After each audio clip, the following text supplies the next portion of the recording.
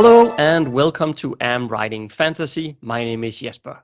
Are you ready for the second installment of our four-part series where we use the amazing masterpiece, The Fellowship of the Ring, as an example to learn ourselves how to structure a story? In this video, I will talk about plot posts. These are some strategic sections that you can use to divide your novel into segments, each serving a unique purpose when telling your story. We have the following plot posts. The first one is the introduction, followed by the inciting incident, reaction phase, the dark night of the soul, the planning phase, the decision, and climax, and then finally the wrap-up. And we'll cover all of those in this video. Let's take a closer look at the introduction. In many ways, it's rather simple because it really does what it says. It introduces the reader to your story, to the setting, and to the characters. It's essential to do so in a way that is exciting, informative, and in a way that sparks a connection to the main character. And at the very least, make the reader curious about the rest of the book. The challenge here during the introduction is that we cannot make it overwhelming. The introduction runs for 1 to 3 chapters long, or about 15% of the novel. It's crucial to get this part right if you want the reader to read on. And of course, that's what we all want, right? So what should happen in the introduction? Well, here's a list of advice and ideals to hit. Have a great opening line, but don't make it about the weather or description. Instead, start with action. Introduce the main character. Introduce your awesome world. Introduce a problem. Provide background so the reader isn't lost. Make sure you describe things well enough that the reader has some visuals. And don't info dump. I hope that list doesn't scare you off. It might feel a bit overwhelming to tackle even 2 of those in the same chapter. But readers generally catch on quite well, provided you give enough clues. The introduction is sort of like leaving a breadcrumb trail that leads deeper into the story. Whenever you plot out the intro before you write or come back to edit it later on after you finish the entire draft, there are a few things that can help you lay the foundation for something solid. My biggest and best advice for getting an awesome intro is to think about it as if it was a short story. Actually, think about it as a mini short story that is the setup for the rest of the novel. In other words, it does not deal with the big novel plot, the major events of the character arc, or any of that. It is instead a snapshot of the character before anything overwhelming happens, to set them off on the realization and troubles that occur throughout the rest of the novel. If your main character hopes and begs for a way to leave their dreary lives, that is what the reader should see. If the character is like perfectly content and happy, that is what you should reveal. If there is hidden injustices, discontent, or something amiss here, then it should leak out around the edges of the character's average day.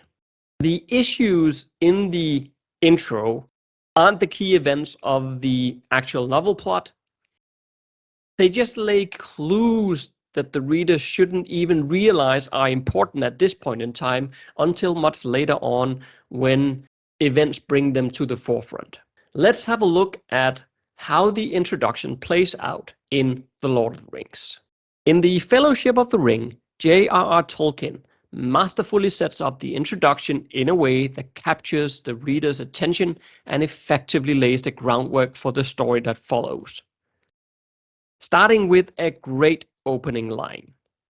Tolkien wrote, "When Mr. Bilbo Baggins of Bag End announced that he would shortly be celebrating his 11th birthday, with a party of special magnificence, there was much talk and excitement in Hobbiton. This opening is intriguing and hints at an important event. It sets the stage for the story. It also aligns with what I said about the introduction actually having nothing to do with the main plot of the story. It's a birthday party in a place called Hobbiton. Well, that sounds interesting. We're then introduced to the main character. Although the story actually begins with Bilbo Baggins, it quickly shifts to introduce Frodo Baggins. We get to know Frodo as an adventurous and curious hobbit, preparing us for the journey he will undertake. Tolkien also uses the introduction to paint a vivid picture of the Shire, the idyllic homeland of the hobbits. He describes their customs, habits, and way of life, immersing readers in the fantastical world from the very beginning. Here, we want to be careful to keep things interesting and engaging. Despite the wealth of information presented, Tolkien avoids overwhelming the reader with exposition. He skillfully incorporates backstory and world-building elements into the narrative, making the information easy to digest and engaging. A problem is then introduced, as I was talking about earlier, and that is the disappearance of Bilbo after his birthday party. This creates a sense of mystery and intrigue. It also sets in motion the events that will lead to Frodo's own adventure. This is also used to weave in essential background information about the history of Middle-earth, the hobbits, and the significance of the One Ring. Tolkien also makes sure to provide rich and detailed descriptions of the Shire and its inhabitants in order to create a strong sense of place, allowing readers to visualize a setting and the characters with ease. So all of our guidelines are actually present in the introduction to the Fellowship of the Ring. We then arrived at the inciting incident. This is where something big happens. The characters' lives gets turned upside down. It is the first turning point of your story. While the intro should be a snapshot of an average day in the main character's life, it is centered on a specific action, and I called this a mini short story before, where the main character is attempting to resolve a problem that most readers would or could relate to somehow. It isn't anything earth-shattering, it's not something that is difficult to comprehend in any way. Plus, it allows the main character to interact with the world and the other characters in a very real way and realistic one that feels like it has been going on for, well, every day of the character's life. That's Bilbo's disappearance at the birthday party. That's that event. It allows the reader to become a bit curious to see the results of this mini story, which has now been laid out. All the while, the reader gains some sympathy and they get to know the characters, they get to like the characters, and that's all the stuff that we want. The inciting incident is then the natural progression to this mini story. It is its conclusion and it doesn't go at all as expected. You absolutely want the story to grow logically and with cause and effect that is quickly revealed and easily understood. The inciting incident should thus end the mini story of the intro and launch the full novel plot. So this conclusion must be a twist. It must reveal something huge and pack enough punch that the character cannot recover from it. It will change the life of the protagonist for good.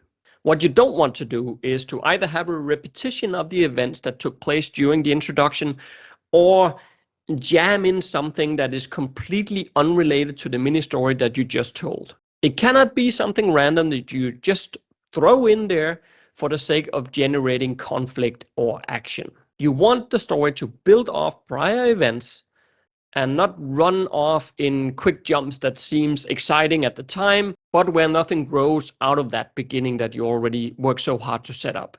Whatever happens in the inciting incident is an earth-shattering event. So we have the introduction taking up 10% of the novel. The inciting incident is one of the turning points of the novel, and in most cases, turning points are short. Normally, the inciting incident only makes up 1% of your novel, or around a chapter. That's it. So it's designed for maximum impact in the shortest amount of words.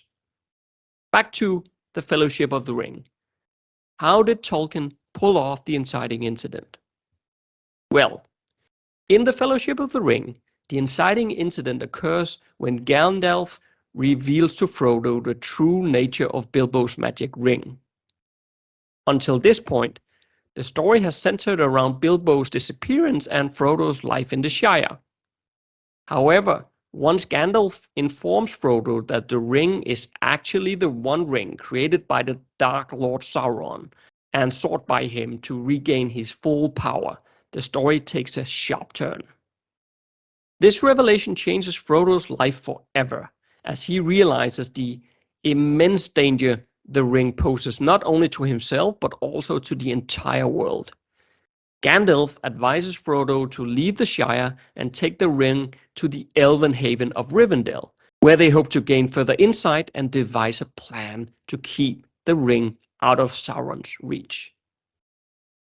Tolkien executes the inciting incident masterfully by connecting it to the mini-story of Bilbo's disappearance and the seemingly ordinary life in the Shire. The discovery of the One Ring's true nature is a twist that both concludes the introductory mini-story and propels the novel's main plot forward. This earth-shattering event not only introduces the central conflict of the story, but also sets Frodo on a perilous journey that will test his courage, loyalty, and resilience.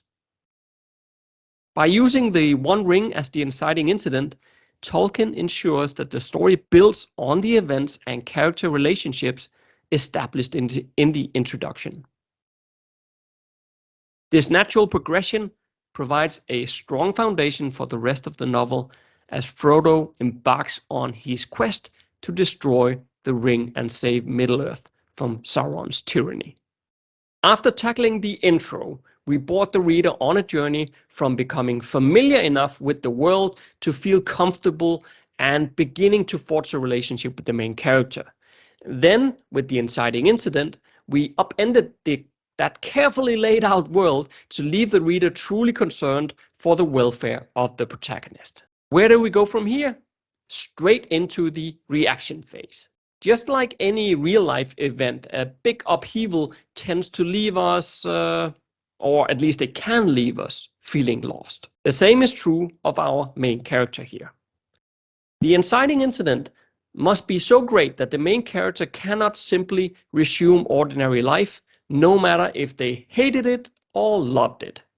There is no waking up in a familiar bed in known surroundings after this. Instead, the protagonist is kicked out of the door and the passage behind them is sealed.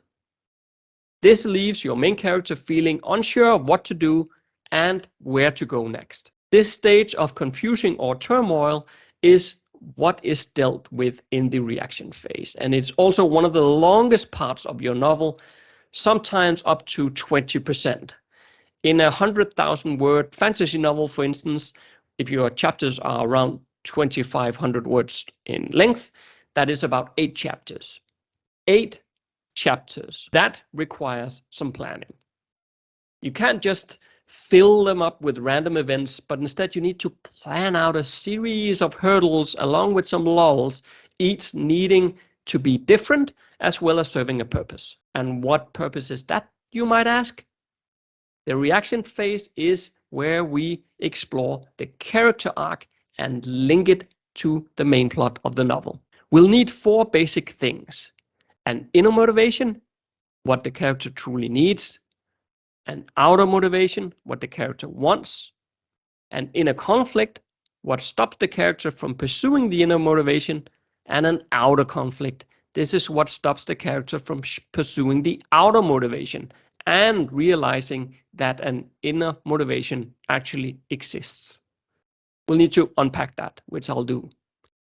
So the inciting incident kicked off the character arc, and in the reaction phase, the character is left scrambling to cling to some safety or reason to survive. These naturally align with the outer motivation. The protagonist just wants to return to how things were before the inciting incident. Or maybe your character has run away from a dull life or a life that didn't suit them. Still, something happened in the inciting incident to shatter the dream of an exciting life. Yeah, that's pretty sad.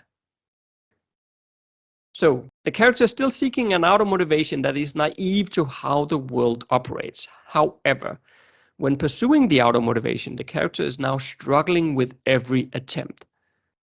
That's the outer conflict standing in the character's way. Those missteps could be caused by being pursued, reacting badly to the current situation, because, well, let's face it, the character doesn't really want to be here at this point in time. They just want to get back home or something like that, right? Or it could be weather obstacles, angry gods, I don't know, whatever. It's hurdles standing in the character's way, and every time the protagonist gets another smack in the face while at the same time starting to learn about the main plot. The plot of the story thus runs parallel with the inner motivation and the character arc of the protagonist. This is how we make the stakes of the novel feel personal and real. All the action should have the reader already invested in caring for the main character through the curiosity that was created by the mini-story, where the reader is now starting to worry that the character actually won't make it in this tango with fate. Throughout the reaction phase, we also find some lulls or quiet moments where we get to deepen the character with emotional moments. Okay. If all that advice on the reaction phase sounds like very complicated pile of mess to you, let's have a look at a concrete example and get back to Frodo. In The Fellowship of the Ring, the reaction phase is well executed by Tolkien, showcasing Frodo's journey as he begins to grapple with the weight of the task at hand. After the inciting incident, where Gandalf reveals the true nature of the One Ring to Frodo, our protagonist is thrust into a world of danger and uncertainty. During this phase, Frodo's outer motivation is to get the One Ring to Rivendell, where he believes the wise elves can help him figure out what to do with it. His inner motivation, though not explicitly stated as such in the novel, is to find a sense of purpose and to do the right thing despite the overwhelming odds against him. Frodo encounters various obstacles along the way, both external and internal. The outer conflicts include the pursuit by the Black Riders, navigating the treacherous old forest, and facing the challenges in the Barrow Downs. These events test Frodo's resilience, determination, and resourcefulness. Meanwhile, Frodo's inner conflict revolves around his doubts and fears about his ability to carry out this monumental task. He's constantly reminded of the burden he bears and the darkness it brings with it. This inner conflict is further complicated by the presence of the ring, which tempts Frodo with its corrupting power. Throughout the reaction phase, Tolkien intersperses moments of quiet introspection and emotional depth. These lulls allows the reader to connect with Frodo on a deeper level as we see him form bonds with his fellow hobbits, Sam, Merry, and Pippin, as well as with other characters like Aragorn and the enigmatic Tom Bombadil. As the reaction phase progresses, Frodo's character arc develops alongside the main plot. His experiences and the relationships that he forms shapes his character, making him more determined and focused on the task at hand. So by the end of this phase, Frodo has grown into a capable and mature protagonist, ready to face the challenges ahead. The dark night of the soul is now upon us. This phase may sound either very scary or very exciting. It all depends on your perspective, I guess. It's the second pivot point of the novel. The first plot turning point was during the inciting incident. This is why it is so important that the mini story of the intro doesn't have the result that was anticipated. It must propel the character forward into the unknown and drag the reader along with them. After that, the character moves into the reaction phase, which is the very poor attempt by the main character to adapt to or at least survive the changed circumstances of their life. Not much positive happens in this phase unless you count managing and surviving as a plus. I suppose it is, right? That is pretty positive, surviving. During this phase, there are usually new friends, helpers, and allies who appear. They keep the character from stumbling too far into the abyss, but the overall tone is one of struggle and barely scraping by. And after all that, that's where we arrive at the dark night of the soul. The name hints at what this important moment in the story is about. Something dramatic occurs. Specifically, news arrives that is so impactful and soul-shaking that it sends the main character in a new direction. This moment ties in a lot with the character arc as well as the plot of the entire novel. And just as importantly, it cannot go on for too long. All the events during the reaction phase are designed to thwart the main character from easily achieving their outer motivation. Life keeps patting them down until they realize the true purpose and meaning of their hidden inner motivation. And this turning point, the fourth step in writing your novel, is the revelation of the inner motivation and the enlightenment of the main character to how foolish or lost they have acted since the inciting incident, both in blindly pursuing the outer motivation and in just wanting to go back to whatever they are yearning for from their life prior to the inciting incident. It's something incredibly impactful. It could be a startling revelation, and a lot of times this is also where we get the loss of a mentor or the loss of someone dear to the main character. This event shouldn't take chapters to accomplish. It should come swiftly and overwhelmingly in just a single chapter, compromising only about 1% of the total novel. In the Fellowship of the Ring, the Dark Night of the Soul occurs when the Fellowship faces the tragic loss of Gandalf in the mines of Moria. Gandalf, as the wise mentor and guide to Frodo and the entire Fellowship, sacrifices himself to save the others from the Balrog. This moment is sudden, dramatic, and leaves the remaining members of the Fellowship in a state of shock and grief. Gandalf's loss serves as a major turning point for the characters and particularly for Frodo. Until this point, Frodo has been pursuing his outer motivation of delivering the One Ring to Mordor while relying heavily on Gandalf's guidance.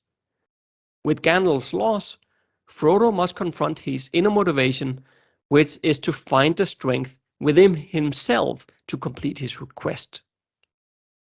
This Dark Night of the Soul moment is critical for the character development of the Fellowship members who are forced to face the harsh realities of their journey and the sacrifices that they must make to succeed.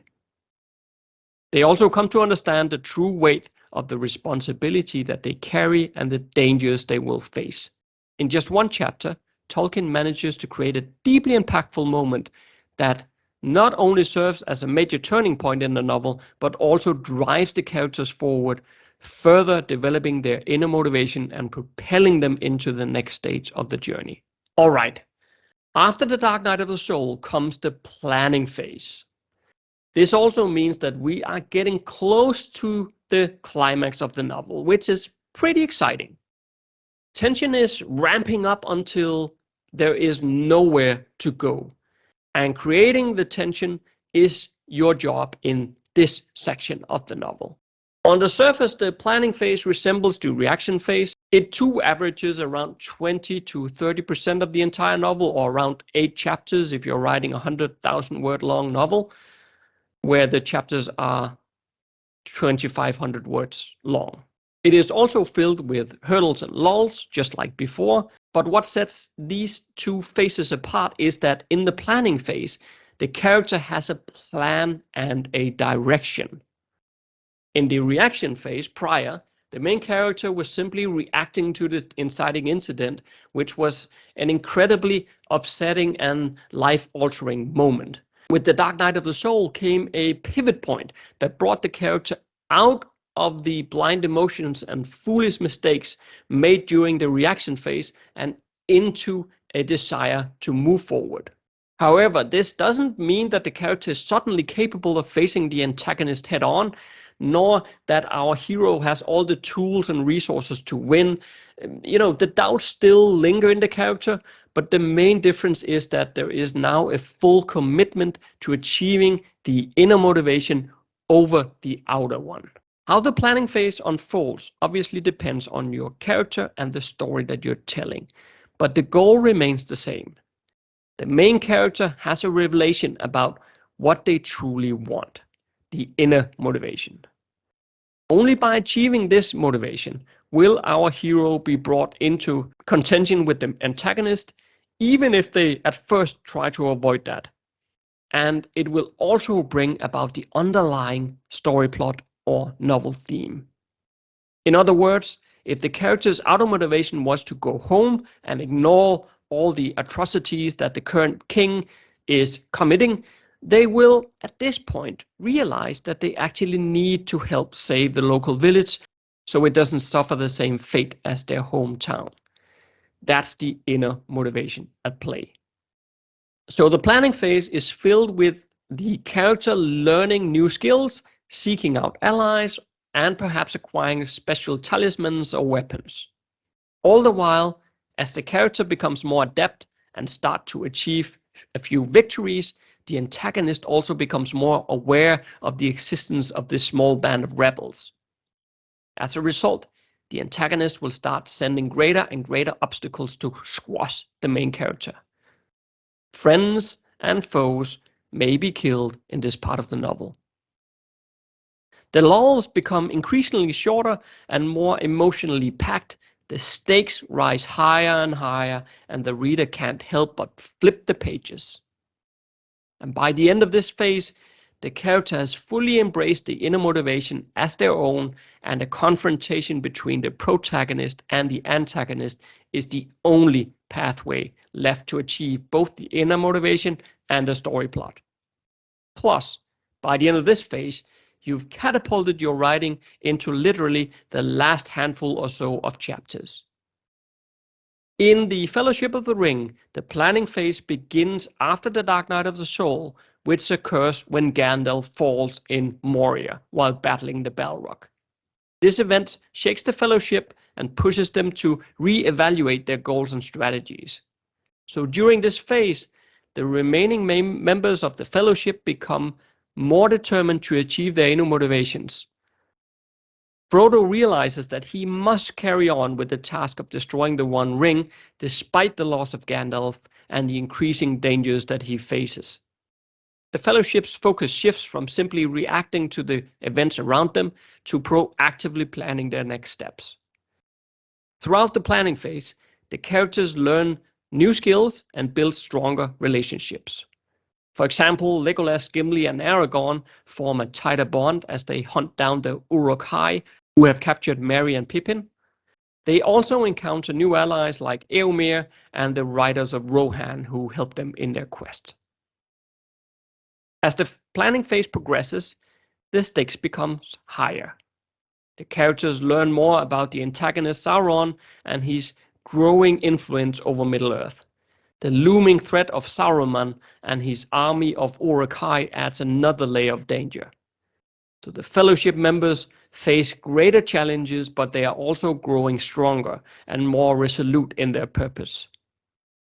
The lulls in the planning phase provide opportunities for the characters to reflect on their journey and deepen their emotional connections. For example, when the Fellowship reaches Lothlorien, they find a brief respite and a moment of peace, allowing them to grieve for Gandalf and contemplate their challenges ahead. By the end of the planning phase, the characters have fully embraced their inner motivations, are on a collision course with the antagonist. The confrontation between the forces of good and evil becomes inevitable, and the story is primed for its climactic moments.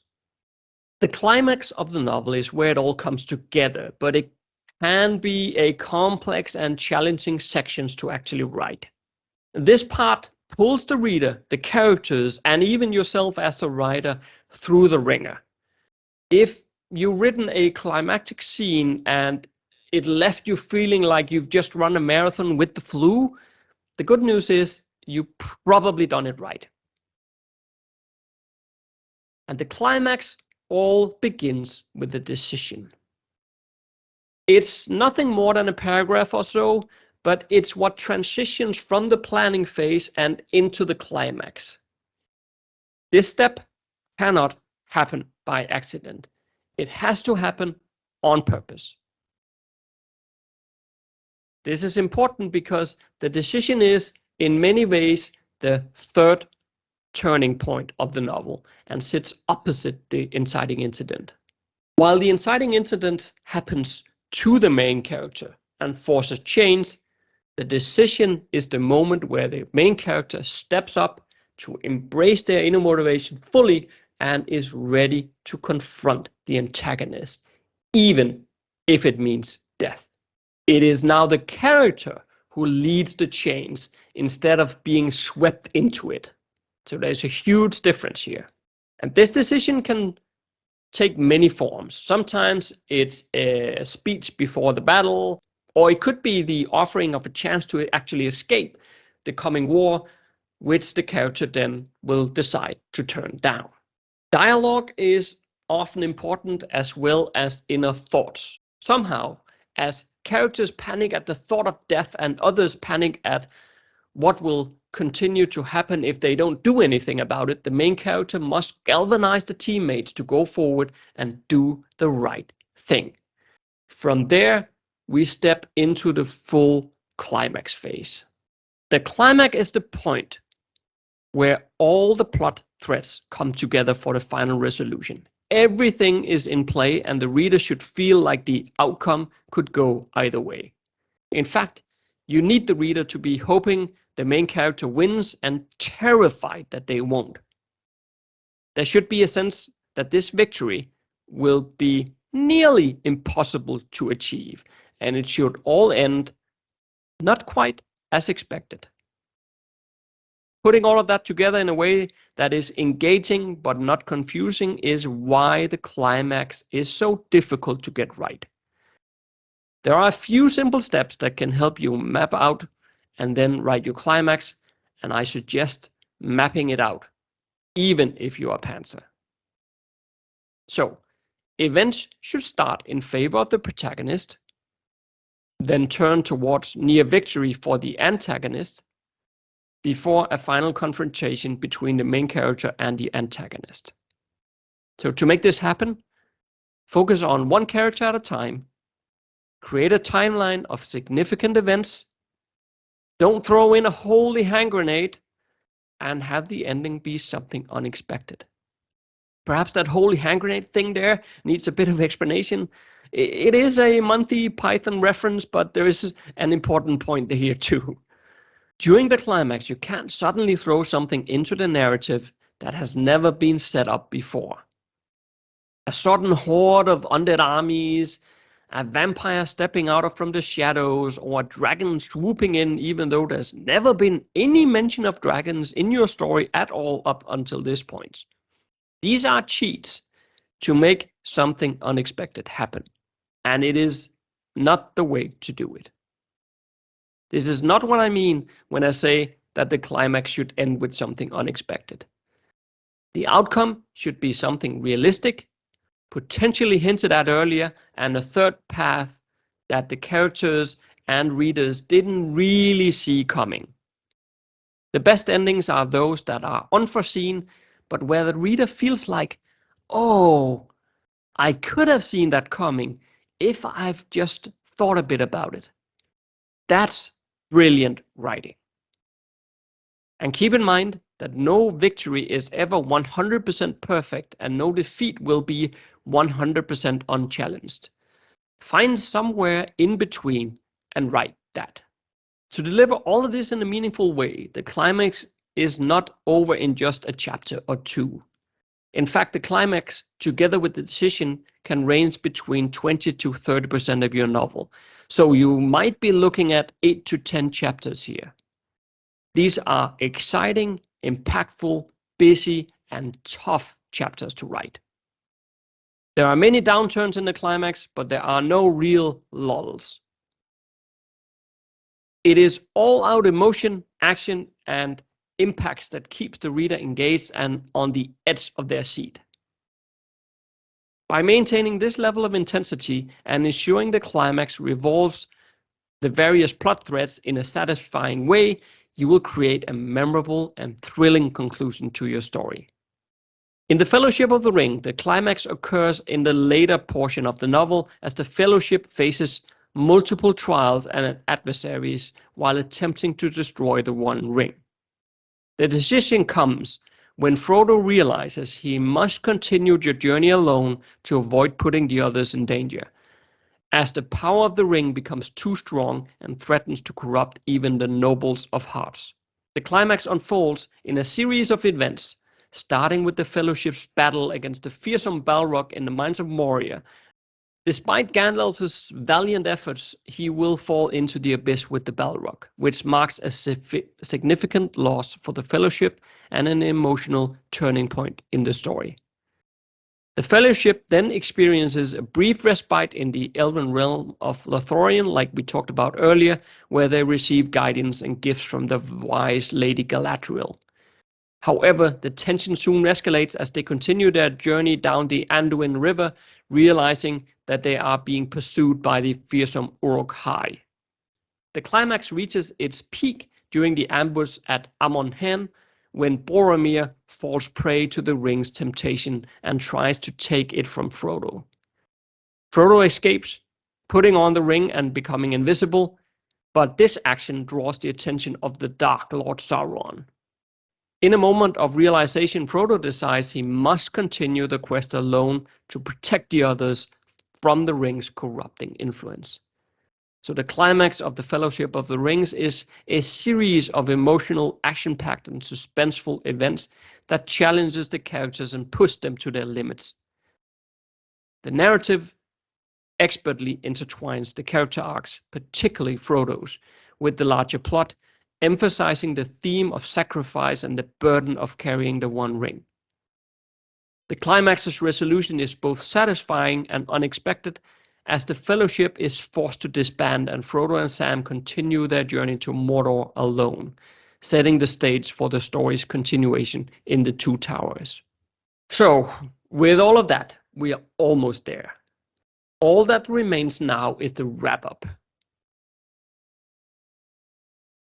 The wrap-up is a small yet crucial part of the novel. It typically spans 1 to 3 chapters, accounting for about 7 to 10% of your novel. Unfortunately, many authors tend to rush through this or even skip it altogether, but it's actually a very important part of the story. Admittedly, if you are writing a cliffhanger story, you might not have a wrap-up. However, traditional story arcs and soft cliffhangers, which is quite common in longer series, they do require a wrap-up. The purpose of the wrap-up is to tie up any remaining subplots, project the future for characters to the reader, if those are standalone and final books, introduce new plot lines if you're dealing with a book in a series, bring down the tension from the climax, and evoke a lingering emotion or feeling for the reader. The emotion you want to convey is up to you here. Will the characters end the book with hope, fear, anticipation, or happiness? Will there be marriages, funerals, or I don't know, maybe a bit of both? Homecomings, celebrations, marriages, coronations can all signify new beginnings and a sense of closure if portrayed positively. Conversely, a homecoming can evoke sadness due to changes or rejections from people who disagree or don't believe a character truly became a hero. If this is the final book in a series, a leap forward in time is often used to show the character sometime in the future. If you're writing a series and the story will continue, the ending usually presents a new problem or have one of those minor plot threads escalate into a significant issue, potentially becoming the plot for the next book. The wrap-up is a powerful, yet often overlooked part of storytelling. It's your chance to fully engage the reader by connecting them emotionally to the characters. It's an opportunity to draw them into the next book or inspire them to leave a review. In The Fellowship of the Ring, the wrap-up serves to tie up loose ends and sets the stage for the continuation of the story in the following book, The Two Towers. So after the climactic confrontation at Amon Hen and the breaking of the Fellowship, the surviving members find themselves separating and facing uncertain futures. The wrap-up focuses on two groups, Aragorn, Legolas, and Gimli, and then on the other hand, Frodo and Sam. For Aragorn, Legolas, and Gimli, the wrap-up shows their determination to rescue Merry and Pippin, who have been captured by the Uruk-hai. This decision sets the stage for their adventures in the Two Towers. Their portion of the wrap-up demonstrates loyalty and camaraderie, emphasizing that their bond has only grown stronger through adversity. On the other hand, Frodo and Sam's wrap-up focuses on their decision to continue the quest to destroy the One Ring without the rest of the Fellowship. Sam's unwavering loyalty to Frodo is showcased as he follows him into the treacherous lands of Mordor. Their part of the wrap-up creates a sense of foreboding and uncertainty as they face the daunting task of reaching Mount Doom with only each other for support. So these wrap-up moments in The Fellowship of the Ring effectively tie up loose ends and set the stage for the characters' continued development and the unfolding story in The Two Towers. The emotional impact lingers with the reader, ensuring they remain invested in the characters' fates and eager to discover what happens next in the epic tale. There are several other methods for breaking down your novel, such as a 3-act or the 5-act structure, but I never found that they really align that well with the character arc, as well as our 7-step structure does here. Everything connects. Furthermore, as showcased throughout here by using the Fellowship of the Ring as an example, you can see how our 7 steps maps perfectly onto one of the most beloved fantasy novels out there. For more tips on plotting, check out our plot development book. Here you will learn not only how to plot a novel, but also how to create characters, align their character arcs, and tie the character journey with your plot to create a really tension-filled, character-driven work of fiction. And if you want to hear a great example of these 7 steps in practice, Autumn and I actually use them to create a real story from scratch, and you can listen to it all in the Write the Story podcast. Just search for Write the Story in your podcast app and you will find it. I have also added links to both the plot development book as well as the other podcast in the description. So stay safe out there.